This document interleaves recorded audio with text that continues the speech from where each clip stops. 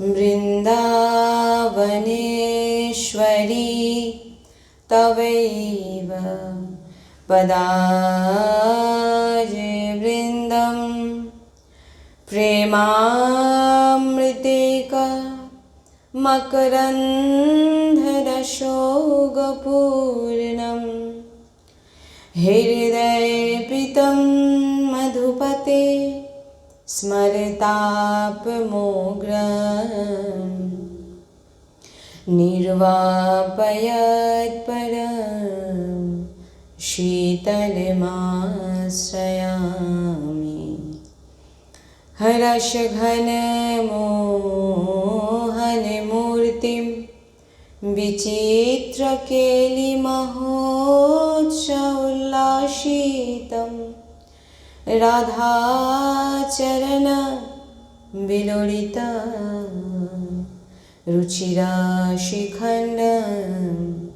हरिं वन्दे रुचिराशिखण्डं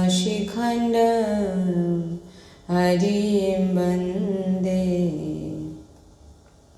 श्री राधा वल्लभ लाल की परम सच्चिदानंद घन आनंद समुद्र परात्पत प्रेम रस प्रवाही श्रीमद् श्री वृंदावन धामेर समस्त खग मृग पशु पाखी तरुलता श्रीरजरानीजू श्री यमुना रसरानीजू समस्त ब्रजबासी बलिकर समस्त प्रेमी महाभागवत रसिकजन समस्त सहचरी बृंद और प्राणाधार श्री जुगल सरकार अपार कृपा रसेर बर्षा करছেন। আমরা সেই অহেতুকী কৃপা প্রেম রসে ডুবছি এমন প্রত্যেক সেকেন্ডে আমাদের বিচার হওয়া উচিত। श्री राधा वल्लभ लाल की जय, सद्गुरुदेव भगवान की जय, महाप्रभु श्री हरिवंशचंद्र जी महाराज की जय, यह वृंदावन बरसाना धाम की जय, यमुना रसरानी की जय, समस्त सहचरी वृंद की जय।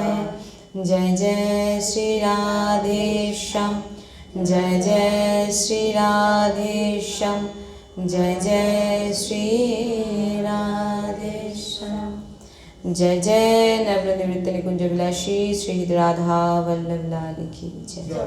श्री हरिवंश।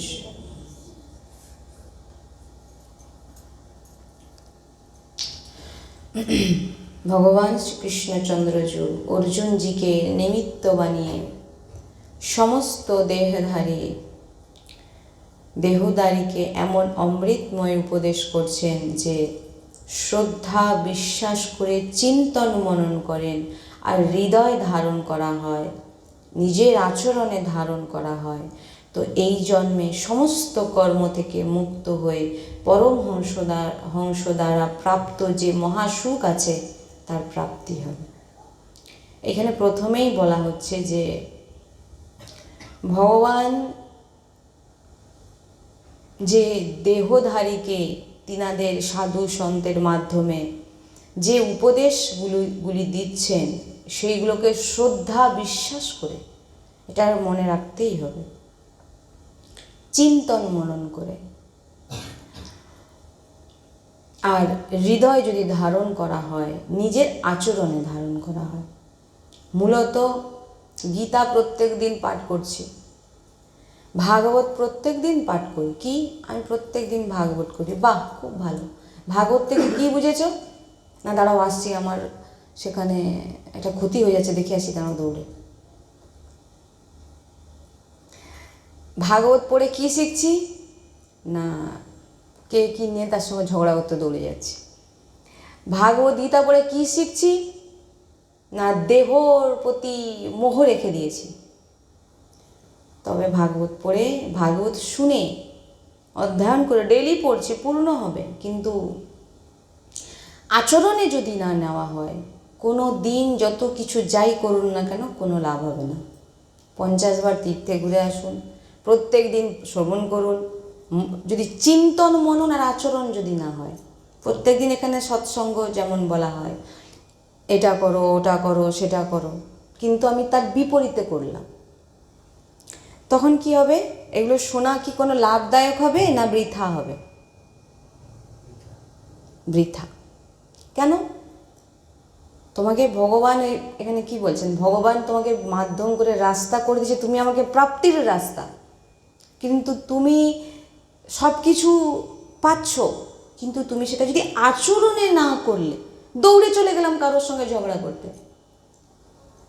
বা দৌড়ে চলে গেলাম কোনো বিষয়কে নিয়ে চর্চা করতে, বা দৌড়ে গেলাম নিজের সম্পত্তি, নিজের কুটুম বন্ধু বান্ধবের জন্যে, বা ভজন ছেড়ে দিয়ে, বা দেহের প্রতি অনুরাগ বা দেহের সম্বন্ধের সঙ্গে অনুরাগ, তবে আচরণে যদি না আনা হয় তবে সব কিছু কোনো লাভ হবে না। আমাদের জীবনের লক্ষ্য আমাদের এমন সুখ প্রাপ্ত হোক যেখানে দুঃখের লেশমাত্র নেই, তার জন্যে তোমাকে এই দেহ দেওয়া হয়েছে। যেখানে গেলে তুমি কোনোদিন আর দুঃখ পাবে না, তার জন্য তোমাকে এই দেহ দেওয়া হয়েছে। তুমি দেহটাকে কাজে লাগিয়ে সেই জায়গায় পৌঁছে যাও।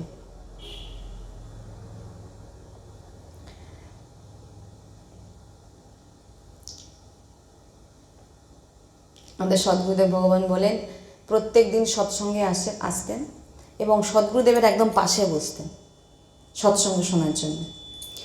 একদিন এখন কোনো কারণে ওনাকে বলা হয়েছে আপনি একটু পিছনে গিয়ে বসুন।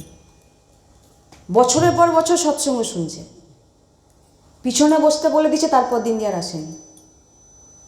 তাহলে এখানে আপনি বলুন, এখানে এখানে কীর অভাব, কিসের অভাব? সৎসঙ্গ শুনেছে কিন্তু থোড়ি লাভ হবে কোনো? থোড়ি লাভ হবে কোনো? কোনো লাভ হবে না। সদ্গুরুদেব ভগবান বলছেন আমাদের, মানে বলছেন যে পরের দিন থেকে সে আর নেই। বাইরে বলেছে যে আমাকে পিছনে বসতে বলেছে। তাহলে ভাই তুমি এতদিন সৎসঙ্গ তুমি কি শুনেছ? কি শুনেছ তুমি?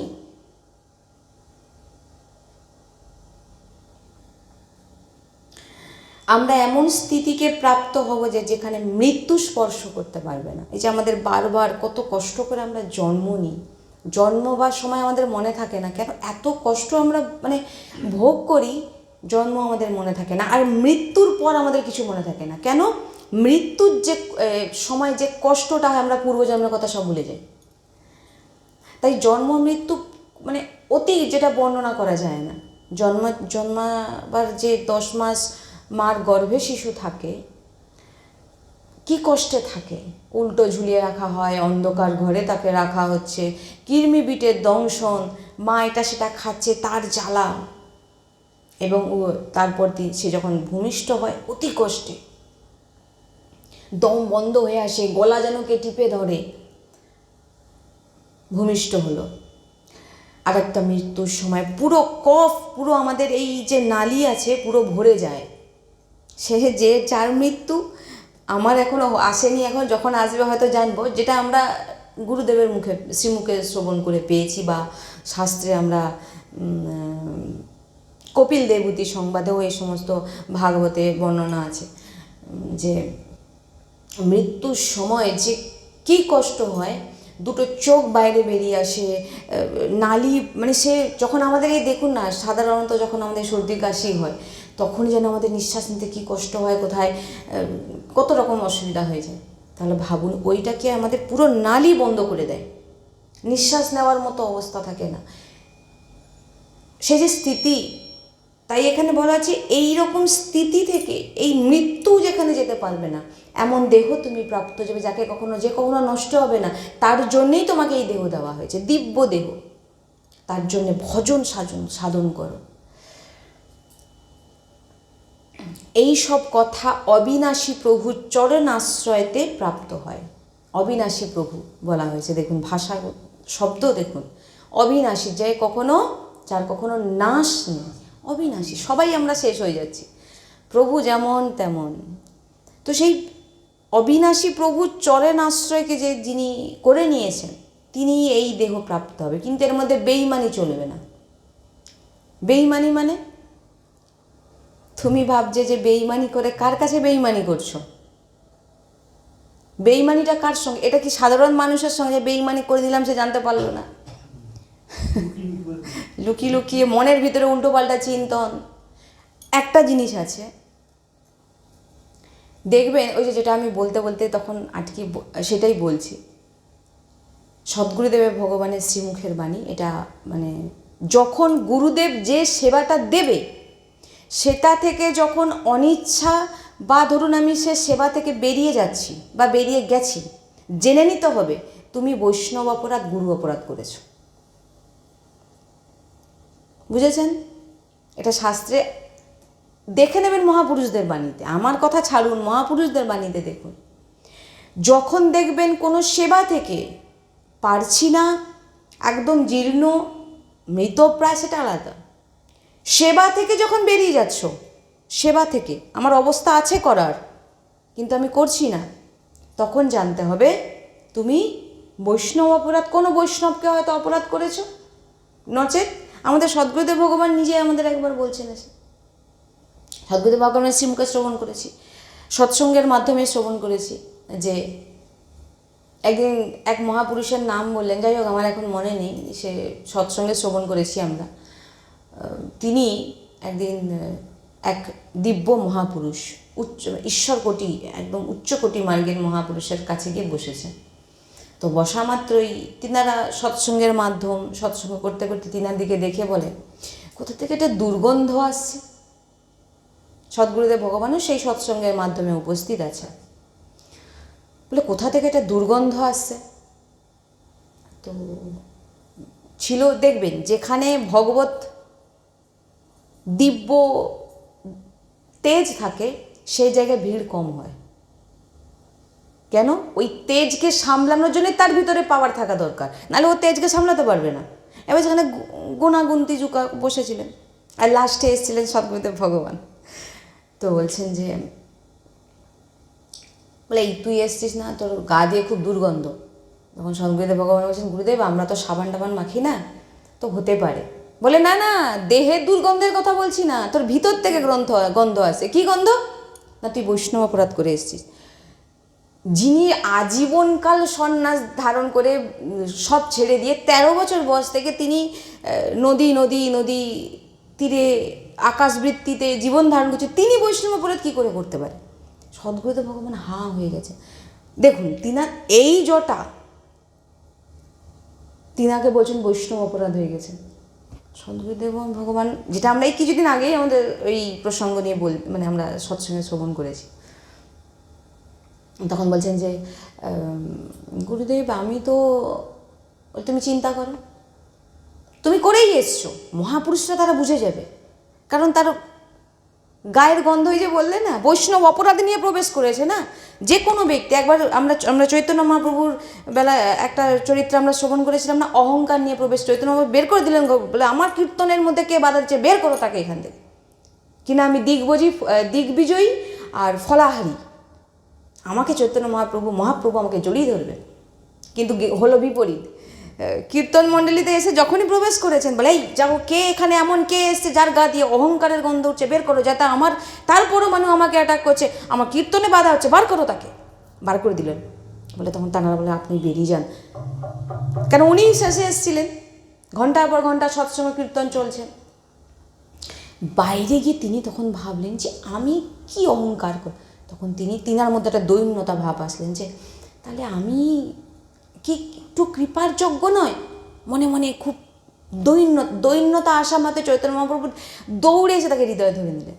অহংকারের কোথাও স্থান নেই, আর গুরু অপরাধ, বৈষ্ণব অপরাধ। তারপরে সদ্গুরুদেব ভগবান বলছেন, সদ্গুরুদেব ভগবান তো একদম চুপচাপ হয়ে গেছেন, বুঝতেও পারছেন না কী ব্যাপার, উচ্চকোটি মার্গের সন্ত। তখন বলছেন, তিনি তখন চিন্তা করলেন, বলে আজকে সকালবেলা এক জায়গায় মানে সিঙ্গারা, যেটাকে কি বলে সমোসা সিঙ্গারা এরকম দিচ্ছিলেন।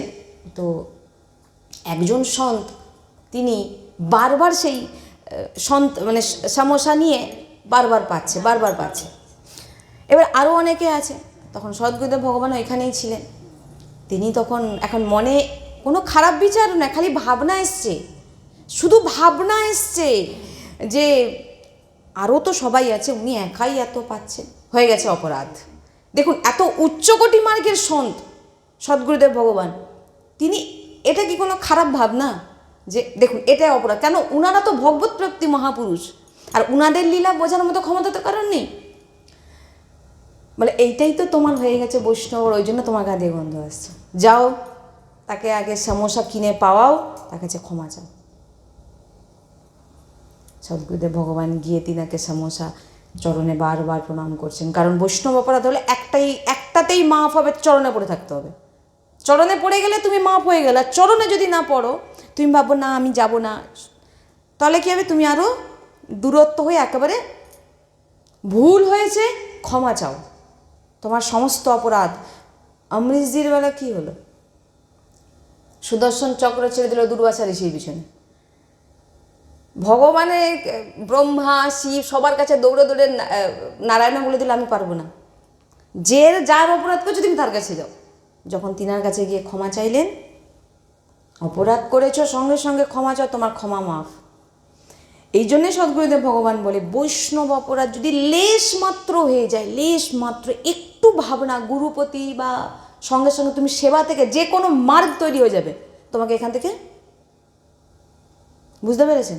দুরকম হয় ভক্তদের ব্যাপারে, বুঝবেন, এটা খুব গুরুত্বপূর্ণ বিষয়।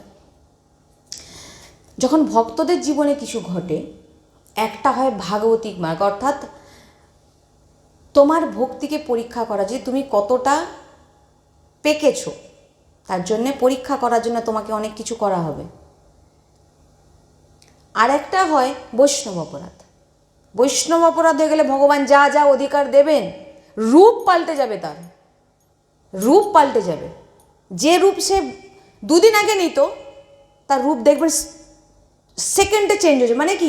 বৈষ্ণব অপরাধ হয়ে গেছে বা গুরু অপরাধ হয়ে গেছে, চেঞ্জ। দেখবেন আপনারা, এগুলো কোনো মানে বিষয় নয় আপনারা যে এমনি বলে যাচ্ছি, এগুলো ভাববেন না, এগুলো সন্ত বাণী, নিজে থেকেই বুঝতে পারবেন। আমার এখানেই যুক্ত একজন একটা অপরাধ, যাই হোক ছোটোখাটো ভুল করে ফেলেছে, নাম বন্ধ, নাম জপ বন্ধ, ফোন করে বলছেন গুরু বাবা আমার ক্ষমা প্রার্থী। ক্ষমা প্রার্থী বলে দিয়েছে, ক্ষমা হয়ে গেছে, আর কোনো এখানে কিছু নেই। যদি সে না বলতো, চুপে চাপতে থাকতো, ও বিশাল অপরাধ করে ফেলেছে। এবার ও কী হতো? ভজনটা একসময় লুপ্ত, কিছু থাকবে না। এটা কি শুধু গুরুপতি নয়, যদি সৎ বৈষ্ণব হন, যে কোনো সম্প্রদায়, এখানে সম্প্রদায়ের ভেদ নেই, যে কোনো সম্প্রদায় শুদ্ধ ভক্তকে তুমি যদি অবমাননা করেছো, তাকে কোনো হয়তো অবহেলনা করেছো, এই এ কি ভক্ত, এ ভক্ত নাকি, যা, এবং অপরাধ। গুরুর, আমাদের সদ্গুরুদেব ভগবান একবার ওরকম, আরেকটা আমি বলেছি আগেরবারে, একবার সৎসঙ্গ বলেছিলাম যে গুরু অপরাধ নয়। দেখুন কি অবস্থা, ভগবান এসে তাকে বলে দিলেন সদ্গুরুদেব ভগবানকে যে লাডলিজু এসে, সদ্গুরুদেব ভগবান এখন কি সাধু সন্ত, ওনাদের জীবন যে তিনাদের তো ভিক্ষার মাধ্যমে তিনারা নিজেদের দেহ পোষণ করেন। তো একবার এরকম গ্রামে গ্রামে আটা, এই সমস্ত আমাদের সদ্গুরুদেব ভগবানের দায়িত্বে, যেটা গুরু আদেশে ছিলেন যে তুমি আটা আর বাদ বাকি যে সামগ্রী তুমি নিয়ে আসবে, হ্যাঁ।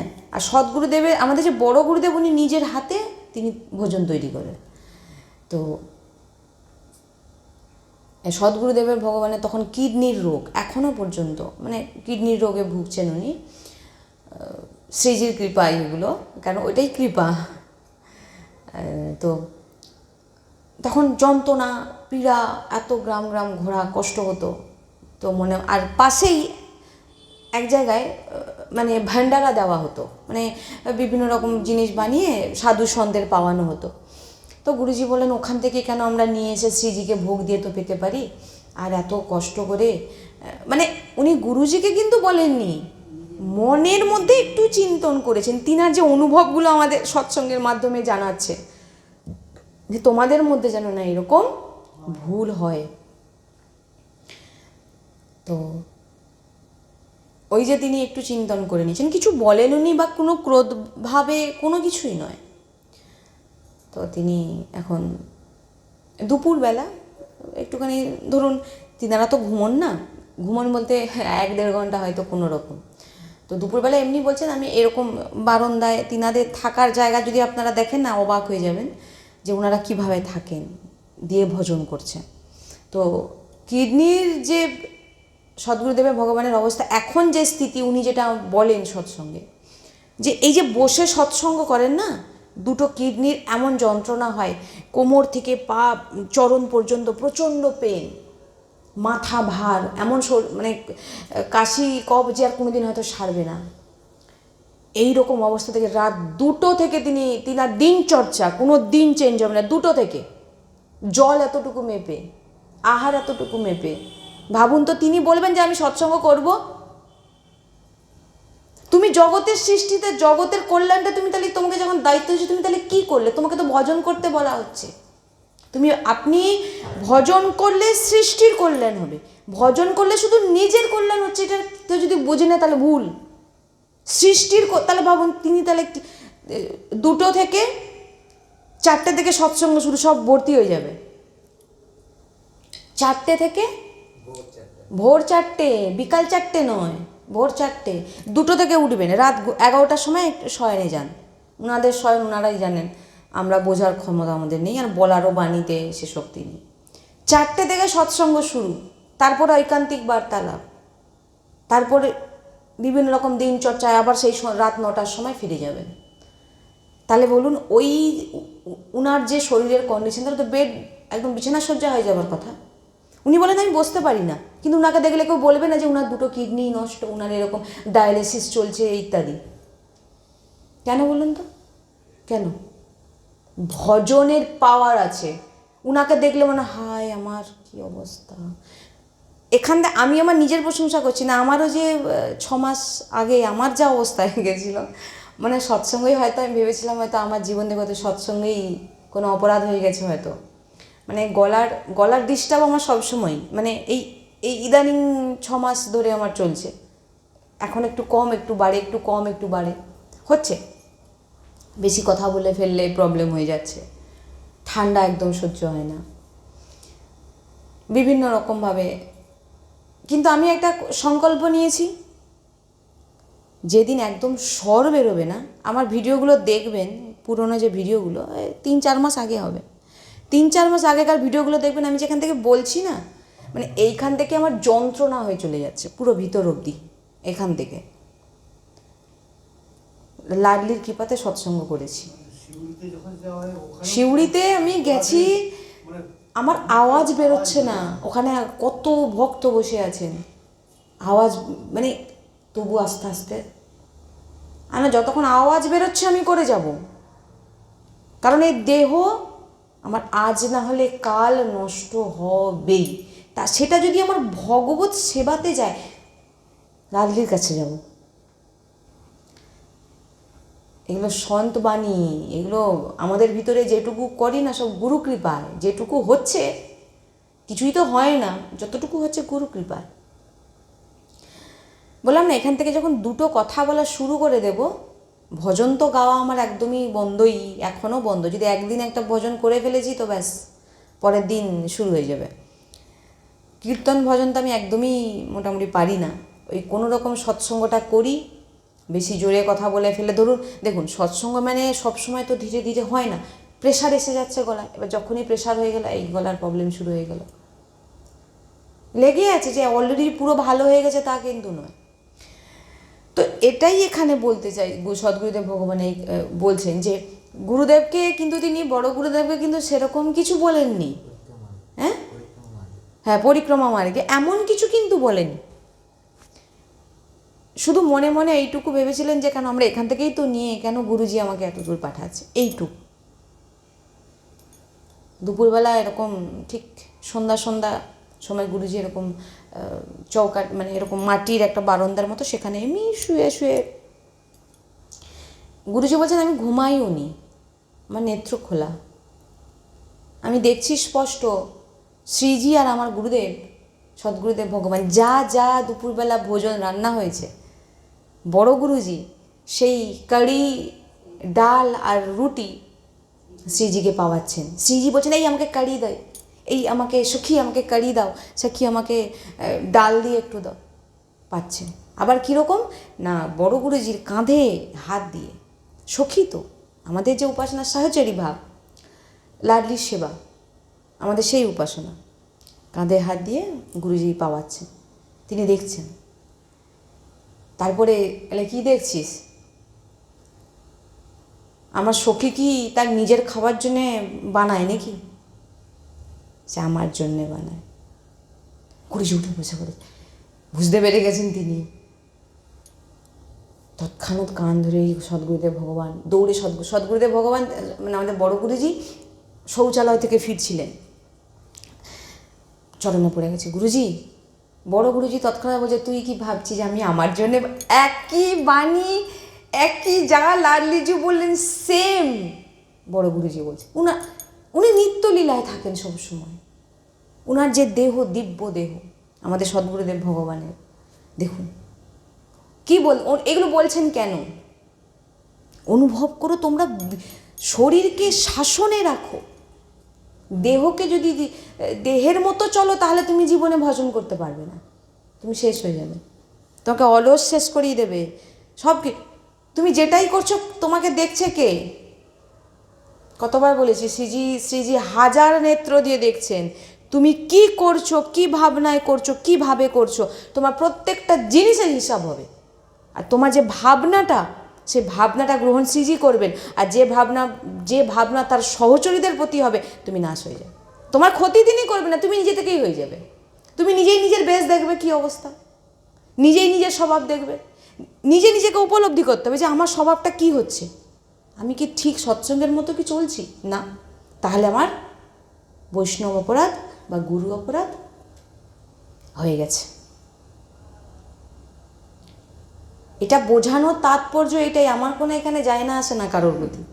আমি তো জানি যে আমি নিজেই করতে পারি না, তো কাকে কি জ্ঞান দেবো। এটাই বলার তাৎপর্য যে ভজন যদি না সৎসঙ্গ শুনে করতে পারলাম, সেবা যদি না সৎসঙ্গ শুনে করতে পারলাম, তাহলে সদ্গুরুদেব ভগবানের যে ফুল ঘর সাজানো হয় সারা রাত ধরে, তিনাদের যে শিষ্যরা আছেন, শুধু সদ্গুরুদেব ভগবান এসে একবার বলে দেবেন, বাহ খুব সুন্দর হয়েছে, শান্তি। বলছেন যা যা সেবা, সদ্গুরুদেব ভগবান বলেন যা যা সেবা তোমরা এখানে গুরু তোমাকে দিয়েছে তুমি করছো, তাই সেবা তুমি শ্রীজির কাছে গিয়ে করবে, ওই সেবাই তোমাকে সেখানে দেওয়া হবে। আর যখন সেবা থেকে তুমি বেরিয়ে যাচ্ছ, জানতে হবে এটা তোমার গুরু অপরাধ। নালে ওই যে বললাম দু ধরনের হয়, এক হচ্ছে ভগবত পরীক্ষা, ভগবান পরীক্ষা করে দেখবেন তুমি কতটা আমার প্রতি আছো। আগের বারে আমরা শুনছিলাম না, ছেলেকেও মেরে দিয়েছে, বউকেও আর কি ডোমের সমস্ত মানুষকে পোড়াচ্ছে, সে তার ছেলেও মারা গেছে, মানে সে আদি অনেক কিছু। ভগবান তার সব কেড়ে নিল। তাকে কি দেখলো? তাকে পরীক্ষা করে তুই কতটা পেকে গেছিস, তুই কতটা আমার প্রতি তোর ভরসা। যখন দেখলেন না, তখন ভগবান সব কিছু ফিরিয়ে দিলেন। আমরা আগের এতেও আমরা শ্রবণ করেছিলাম।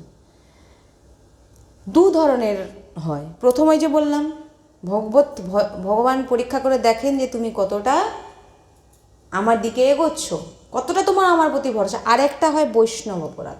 ভক্তদেরই বৈষ্ণব অপরাধ বেশি হয়, দেখবেন বৈষ্ণব অপরাধ করে ফেলেছে, মিলিয়ে নেবেন এগুলো। যদি সত্য ভগবত মার্গে কেউ এগিয়ে থাকে, এগুলোকে দেখে নেবেন পুরো একদম। এগুলো সন্ত বাণী, এখানে আমার কোনো বাণী নেই। তাহলে ভাবুন আমাদের সদ্গুরুদেব ভগবান কত উচ্চকোটি মার্গের সন্ত। তো তিনার যে অনুভব তিনি সমস্ত ভক্তের কাছে পৌঁছে দিচ্ছেন যে তোমরা এইভাবে এগো, কিসের জন্য বলছে?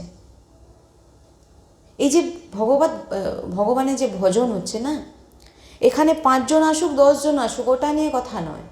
এই যে হচ্ছে, শুধু এই 2-4 জনের কল্যাণ হবে না এটা নয়, এর পরমাণু কত দূর দূর দূর চলে যাচ্ছে। তুমি ভজন করছো তোমার নিজের জন্যে নয়, তুমি কার জন্যে ভজন করছো? সৃষ্টির কল্যাণের জন্যে। অনেকবার সৎসঙ্গে বলেছি, অনেকবার সৎসঙ্গে বলেছি, তুমি ভজন নিজের জন্য করছো না, তুমি মানো। আর যদি না মানো তাহলে তোমার নাশ, তোমার পতন হয়ে যাবে। আর তুমি যদি ভাবো যে আমি করছি আমার জন্যে, তুমি তোমার নিজের জন্য ভজন করছো না, তুমি দুনিয়ার যে যত জীব আছে সবার কল্যাণ হয়ে যাচ্ছে। তাই 2 জন আসুক 5 জন আসুক ওটা নিয়ে বড় কথা নয়।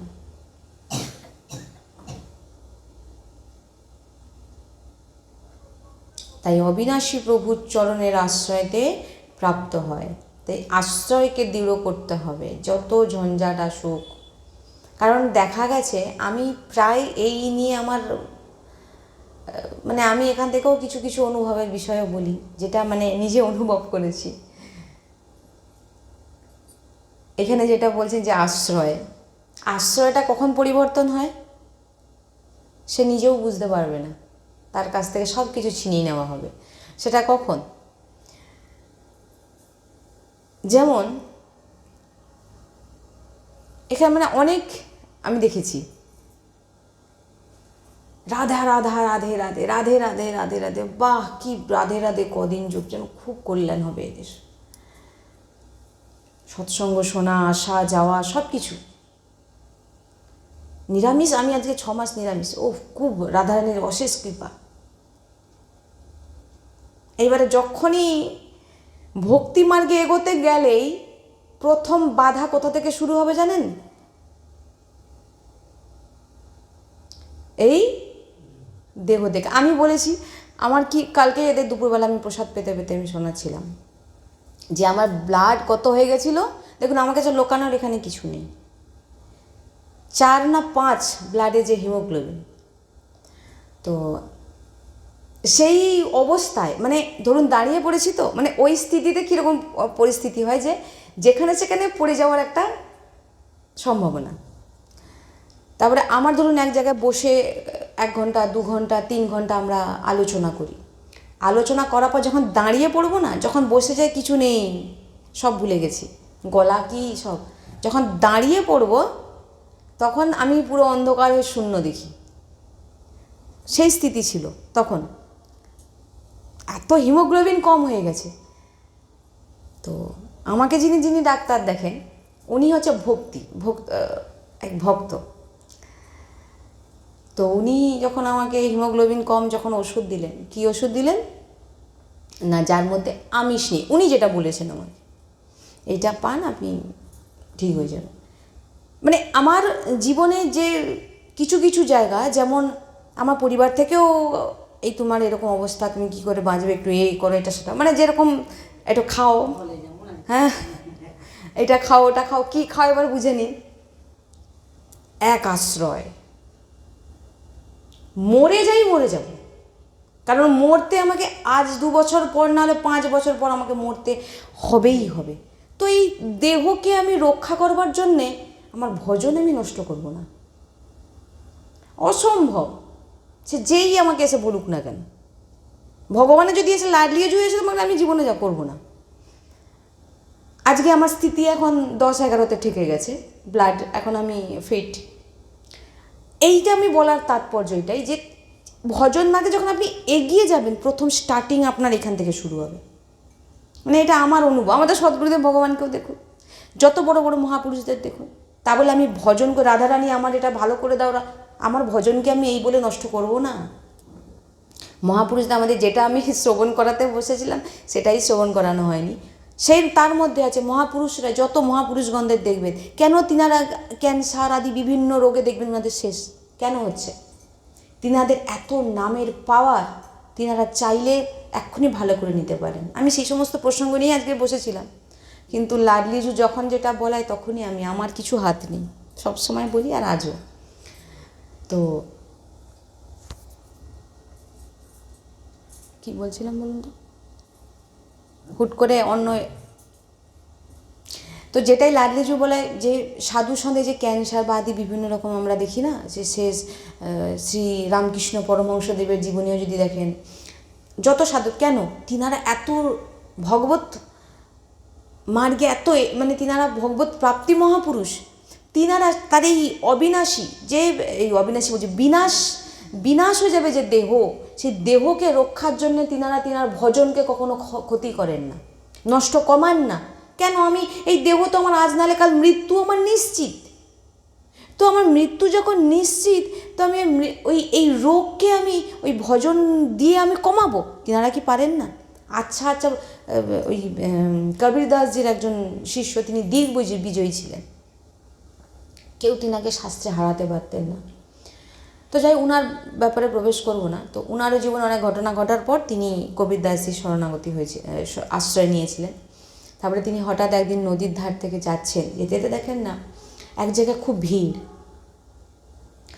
তো ভিড় দেখে তিনি, যেমন আমরা গেছেন কি ব্যাপার দেখেন না, একজন মানে সুসাইড করতে যাচ্ছে, আত্মহত্যা করছে কিনা, তার গোটা শরীর পচা গলা কুষ্ঠ, তিনি আত্মহত্যা করতে যাচ্ছেন।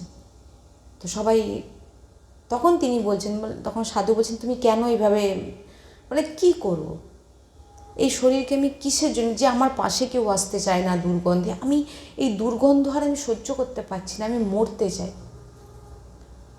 তখন তিনি বলেছিলেন যে যাও তুমি নদীতে গিয়ে শ্রীরাম শ্রীরাম শ্রীরাম 3 বার বলে তুমি ডুব দাও। তিনার কথা মতো 3 বার যখন তিনি ডুব দিলেন, 3 বারে যখন তিনি উঠলেন, দেখলেন এগুলো কোনো বানানো কথা নয়, যে তুমি ভজন করছো তোমার নিজের জন্য শুধু নয়, তোমার ভজন তুমি অপরকেও বাঁচিয়ে দেবে। তিনাদের মহাপুরুষদের মধ্যে কত পাওয়ার, কিন্তু তিনারা এই শরীরকে সুস্থ করার জন্য খরচ করেন না। তিনারা তো জানেন এই শরীর দেহ একদিন নষ্ট হবেই, তো এই দেহের পিছনে এত ছোটা কেন? তো সেই জন্যেই মহাপুরুষদের এরকম দেখা গেছে। যত মহাপুরুষদের আপনি তুলে দেখুন, তিনারা চান যে আমাদের প্রারব্ধ আমি যতটুকু কমের ওপরে আমরা ভোগ করে যাব, কিন্তু আমি নিজের থেকে কমাবো না কোনো দিন। যে না, তিনারা ইচ্ছা করলে সব কিছু ঘটিয়ে দিতে পারেন। একজন বাবার নাম বলেন যে 12 বছর কুষ্ঠ রোগে ভুগবে এমন তার প্রারব্ধে আছে তিনার। তো হাত জোড়ো করে এসে প্রারব্ধের কুষ্ঠ রোগে এসে হাত জোড়ো করে দাঁড়িয়েছেন, প্রভু আমি আপনার উপরে আসবো। বলে কেন? বলে আপনার প্রারব্ধে আছে। হ্যাঁ, রাধাকুণ্ড তিনি সেবা করতেন, সবসময় পরিষ্কার করতেন। দেখুন, রাধাকুণ্ডে পরিষ্কার মানে সেবা করতেন। তো তিনি বলেন না, আমি তো 12 বছর পারবো না, কারণ আমার রাধাকুণ্ডের সেবা আছে। তুমি যাও। কুষ্ঠরোগকে তাড়িয়ে দিয়েছে, প্রারব্ধে আছে, ভাগ্যে আছে তিনার। আবার পরের দিন এসে, প্রভু আমি আপনার উপর যেতে চাই। কেন? না 6 বছর, 12 বছর তাই 6 বছর, 6 বছরও হবে না। তারপরে প্রভু একদিন 24 ঘন্টা, তাই তো 24 ঘন্টা আমি আপনার উপর আসবো। তখন তিনি বললেন ঠিক আছে, তোমাকে এটা পারমিশন দিলাম। দেখুন, পাওয়ার এমন ভাগবতিক পাওয়ার, তার দেহে কিছু আসতেই পারবে না। মহাপুরুষরা কিন্তু এটা নিয়ে নেয়। সেটা 12 বছরের ছিল, হলো একদিনের। শিষ্যদের বলে দিলে আমি দরজা লাগিয়ে বসছি, যত চিৎকার করব কেউ দরজা খুলবি না। দরজা লাগিয়ে দিয়েছেন, এরকম সিদ্ধ মহাপুরুষদের কথা বলছি, বৃন্দাবনের। দরজা লাগিয়ে দিয়ে ভিতরে বসে আছেন, সারাদিন চিৎকার, কুষ্ঠরোগের গলিত কুষ্ঠ যন্ত্রণা। 24 ঘন্টা পর বেরিয়ে গিয়ে রাধাকুণ্ডে এসে চলে গেলেন। মানে কি, মহাপুরুষরা কম করে তিনাদের উপর আসে, না হলে আমাদের অনন্ত জন্মে এত পাপ আছে যে শেষ হবে না। হ্যাঁ, তাই আমাদের জীবনে এত দুঃখ কষ্ট, বা আমাদের জীবনে যে রোগ ব্যাধি বিভিন্ন রকম, আমরা সব জন্মাবার সময় নিয়েই আসি, কিন্তু ওটা পরিবর্তন হয়ে যায় কখন? ভাগবতিক মার্গে যখন চলে আসবেন, তখন সেটা শিখিয়ে দেওয়া হয়। এবার সেটা 2 প্রকারের। একটা হচ্ছে আপনাকে ভগবত প্রাপ্তি করানোর জন্য বিঘ্ন দেওয়া হবে, আর একটা হচ্ছে আপনি বৈষ্ণব অপরাধ যখন হয়ে যাবে তখন আপনাকে দেওয়া হবে। এইটা হচ্ছে মূলত দেখবেন, বৈষ্ণব অপরাধ হলে ভক্তি দূরে চলে যাবে, সেবা দূরে চলে যাবে, কিন্তু আর যতটাই আপনার যত কিছু দেখুন না কেন, দেখবেন যখনই দেহ থেকে অতটা বৈষ্ণব, দেহ থেকে আমি কতটা কী হয় আমি জানি না, কিন্তু ভক্তি থেকে দূরে চলে যাবে। বৈষ্ণব অপরাধ মানে নাম জপ করা বন্ধ, গুরু অপরাধ মানে নাম জপ করা বন্ধ। হ্যাঁ, আরেকটা কথা, আমাদের সদ্গুরুদেব ভগবান সবসময় বলেন, এই যে নামের মহিমা, নাম ছাড়া কোনো গতি নেই। তো আমাদের সদ্গুরুদেব ভগবান বেশি চিন্তনের উপরে ধ্যান দেন, মানে চিন্তন করো, রাধা নাম অক্ষর লেখো, রাধা, যে যে ইষ্টের আশ্রিত সে তার নেত্র বন্ধ করে ওই অক্ষরটাকে ধ্যান করো। মালার ওপরে গুরুজি কখনো বলেন না তুমি 16 করবে, তুমি 32 করবে। কেন? একবারও যদি বলে দিছে তুমি একটা মালা করবে, যখন গুরুজি বলেন এরকম তুমি একটা করবে, তো একটা যদি তুমি না করো তোমার ভক্তি নষ্ট হয়ে যাবে। তোমাকে একটা করতেই হবে, আর তুমি যদি না করো গেলে। আর তোমাকে যদি বলে দিয়েছে যে না তোমার মালা তোমার ইচ্ছা খুশি করো, তুমি সে তুমি একটাও করতে পারো আর 5টাও করতে পারো, আর চিন্তনের দ্বারা। এখানে গুরু অবহেলনা হয়ে গেল, আমাকে একটা বলেছে আমি একটা করিনি, হয়ে গেল। গুরুর বাণী যেটা বলবো ওটা লাডলির বাণী, তুমি ভেবো না ওটা গুরু।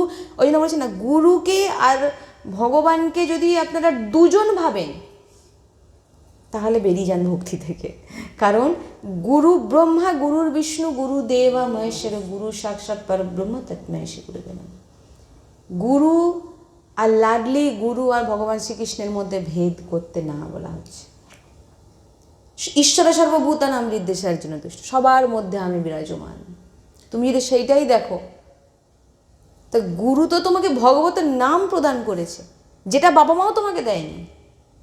দিয়েছে ভগবত প্রাপ্তির রাস্তা, বাবা মা কোনোদিন ভগবত প্রাপ্তির রাস্তা, যারা ভগবত ভক্ত হয় তিনারা বলবে না না তুমি যাও ওই গুরুর কাছে যাও, দীক্ষা নাও তুমি, কিন্তু মন্ত্র কোনোদিন দিতে পার, মানে যদি তিনারা সাধকন সে ব্যাপার আলাদা।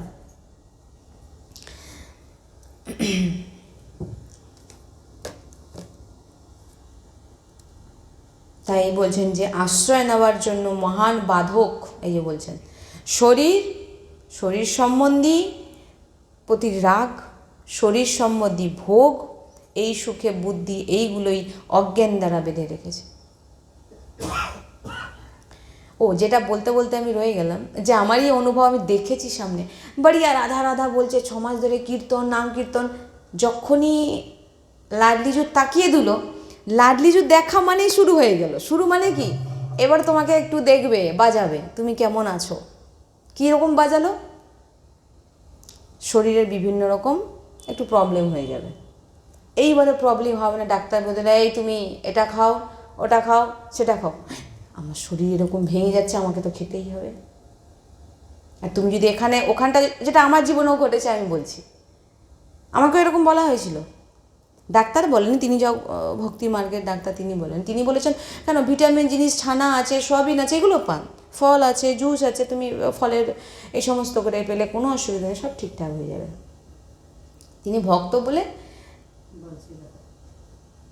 এবারে বলে দিল ডাক্তার, ভাই তুমি খেয়েও কতদিন, সারা জীবন তুমি নিরামিষ খেয়েছো, তুমি তোমার দেহকে তুমি এটা তো ভাবো যে তুমি ভগবানের কাছে যেতে চাইছো, ভগবানের সে তোমাকে ফিরে আসতে হবে না, কিন্তু তুমি ঘুরিয়ে সেই আমিষ আহারের প্রতি ঢুকে যদি যাও, তোমার ওই পরীক্ষা তুমি তো ব্যর্থ হয়ে গেলে না।